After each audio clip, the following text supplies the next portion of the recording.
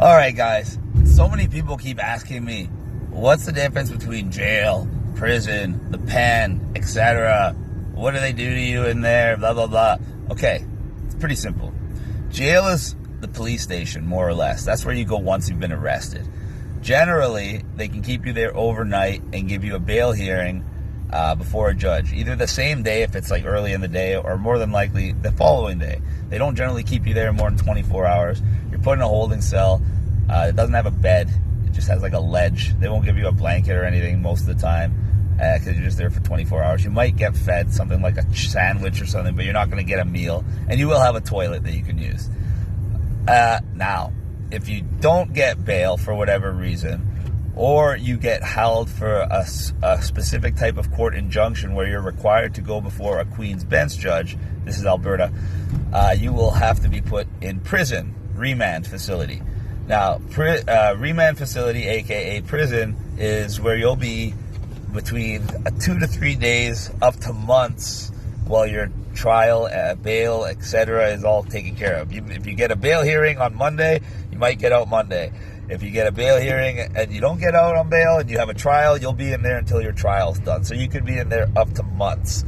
The pen is where you'll go after your trial in remand. So if you're in remand for 3 months, your trial ends and they sentence you to 2 years, the pen is where you're going to go.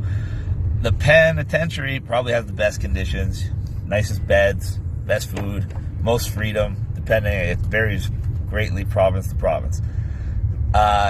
Jail is not, it's kind of the worst in a way, but you're only there for a very short amount of time all the time, so that's why it's not so bad. Remand ends up being the worst because you can be there for quite a while, and you have pretty much not as good conditions as the pen, and especially if you're someone like me that's unjabbed and won't take a COVID test. For instance, because I refused the COVID test, I was put in a little cage, and I mean a cage, like it was 4 feet wide by 2 feet deep. I couldn't even push my arms out, and it was glass, so it was like you couldn't even put your finger through it. So I felt like Hannibal Lecter in there for a few hours till you get processed.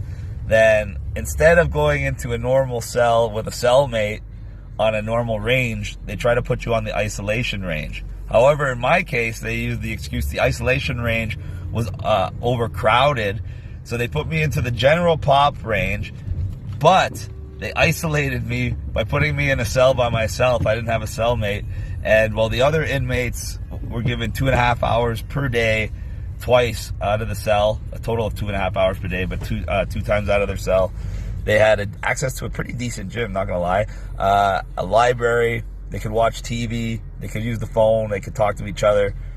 However, me, I had to wait until all the other different zones were done before I could get my time alone. So I ended up getting a total of about 12 to 15 minutes over roughly just under 3 days out of my cell. Only 2 times out of my cell in remand. The first time for about 7 minutes, and the second time for about 5 minutes. Other than that, I was literally restricted to my cell 24 hours a day.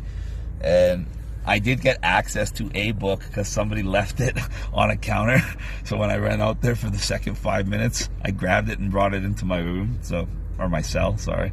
So that was cool. And yeah, and I had a window in my cell. I could actually see stuff outside. So there you go. And then I got a bail hearing on Monday morning. I was transferred from the prison remand center to the courthouse. I stayed at the courthouse until my bail. I actually was in court. My lawyer could still appear on video, but now they actually get you in person. As of a couple months ago, you would just have done it on video. Now they bring you to the courthouse in person. I was ordered released at the courthouse because they didn't bring my property. That gave them an excuse to bring me back to prison from the courthouse and reprocess me into prison. Thankfully, once they were reprocessing me into prison, getting to the body scan area, yes, they body scan you inside and out. After they strip you, they decided that I could be released at that point, and then it still took a couple hours to get out. But there you go. That's how it works, guys. Oh yeah, and where did I go when I got out? I went to New Samurai Tattoo to get this new thing by Jesse James. I'm going to give you a sneak peek right here. My whole chest is now done. I had that appointment from a long time ago, and I was determined to make it. And I literally got out if I was in there for 2 or 3 more hours, I wouldn't have been able to make the appointment. But I was let out in Calgary, and the appointment was in Canmore, so it was all worked out. Isn't it funny how God works? God bless you all. I'm out. I'm safe, and I didn't even have to pay for bail. Let's just put it that way. That's how bullshit that injunction is, and all this stuff that they're doing to try to limit our rights and freedoms. So stand up, guys. Don't stop fighting, because I won't.